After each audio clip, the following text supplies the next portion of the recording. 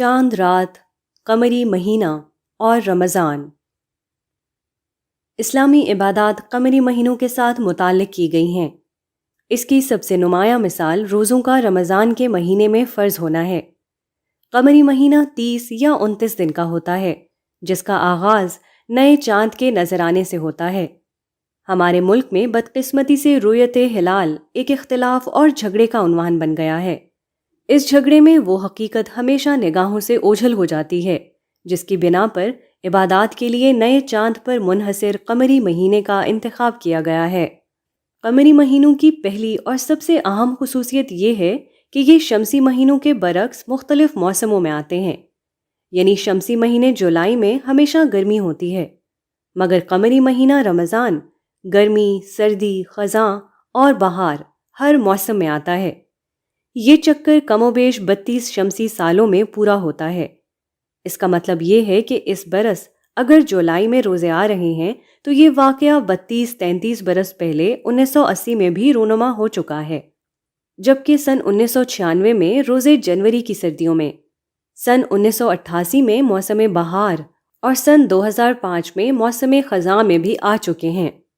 روزے کی عبادت کو قمری مہینوں کے ذریعے سے مختلف موسموں میں رکھنے کی حکمت یہ ہے کہ لوگ روزہ رکھ کر مختلف احوال سے گزریں: سخت سردی کی بھوک اور حرارت کی کمی، سخت گرمی کی پیاس اور طویل روزے، خزاں کی گلا سکھا دینے والی خشک ہوا اور بہار کا خوشگوار موسم انہیں یاد دلاتا رہے کہ زندگی میں اچھے برے حالات کے سرد و گرم اور بہار و خزاں تو آتے رہیں گے، مگر بندہ مومن کو ان سے بے نیاز ہو کر ہر حال میں بندگی اور اطاعت کی زندگی گزارنی ہے۔ موسموں کے اختلاف کے علاوہ قمری مہینے کی ایک بڑی اہم خصوصیت اس کا دنیا میں انسانی زندگی کی تعبیر ہونا ہے۔ قمری مہینہ چاند کے اعتبار سے 3 حصوں میں تقسیم ہوتا ہے۔ پہلا حصہ نئے چاند سے شروع ہوتا ہے اور 10 راتوں تک جاتا ہے، جن میں چاند بتدریج بڑھتا ہے، مگر ان 10 ایام میں رات کی تاریکی چاند پر غلبہ پائے رکھتی ہے۔ اگلے 10 ایام گویا چاند کی حکمرانی کے ایام ہوتے ہیں، جن میں روشن چاند بدر کامل بنتا ہے اور 10 دنوں تک اپنے نورانی وجود سے راتوں کو روشن کیے رکھتا ہے۔ اگلے 10 یا 9 دن چاند کے زوال کے ہوتے ہیں، جن میں چاند بتدریج گھٹنے لگتا ہے۔ مہینے کے آخر تک چاند اپنا وجود کھو دیتا ہے اور وادی عدم میں اتر کر اپنے پیچھے اماوس کی شب تاریک چھوڑ جاتا ہے۔ پھر ایک غیر یقینی کا تاریک سایہ چھا جاتا ہے۔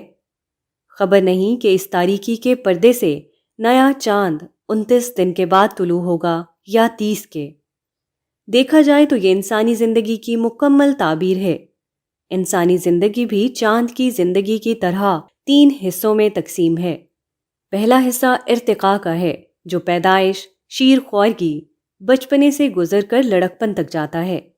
دوسرا حصہ جو نوجوانی، جوانی اور پختہ عمر سے عبارت ہے، انسان کی قوت، جوش اور صلاحیت کا مکمل آئینہ دار ہوتا ہے، جبکہ تیسرا حصہ زوال کا ہے، جو ادھیڑ عمر، بڑھاپے اور بزرگی کی ان آخری کیفیات سے عبارت ہے جو ضعف و ناتوانی کا انتہائی نشان ہوتی ہیں۔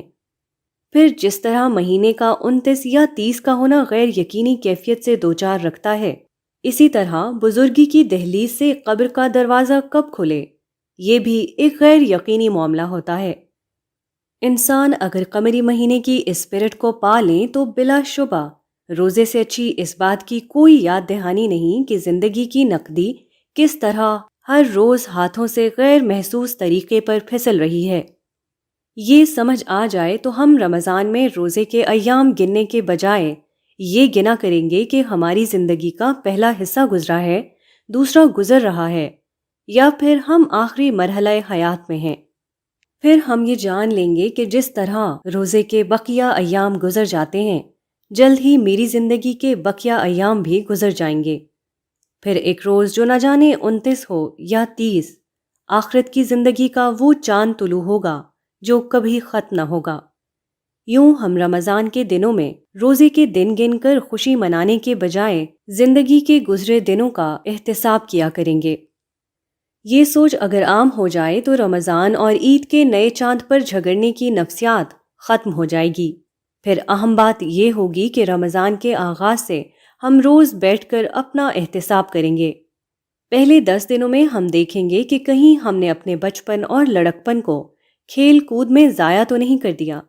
دوسرے عشرے میں جائزہ لیں گے کہ کہیں جوانی کی قوت اور پختگی کی صلاحیت کو ہم نے شہوت پرستی اور ہوس مال کی نظر تو نہیں کر دیا۔ آخری 10 دن میں ہم جائزہ لیں گے کہ کہیں ہمارا بڑھاپا مال و اولاد اور سٹیٹس کے معاملات کی نظر تو نہیں ہو رہا۔ پھر زندگی کے جس حصے میں ہم ہوں گے ہم اپنے معاملات کو بہتر بنانے کی کوشش کریں گے۔ ہم دنیا کے بجائے آخرت کو اپنا مقصد بنا لیں گے تاکہ آخرت کی زندگی کا نیا چاند طلوع ہو تو ہم جنت کی روشن راتیں دیکھیں، جہنم کی اماوس زدہ تاریک راتیں ہمارا مقدر نہ بن جائیں۔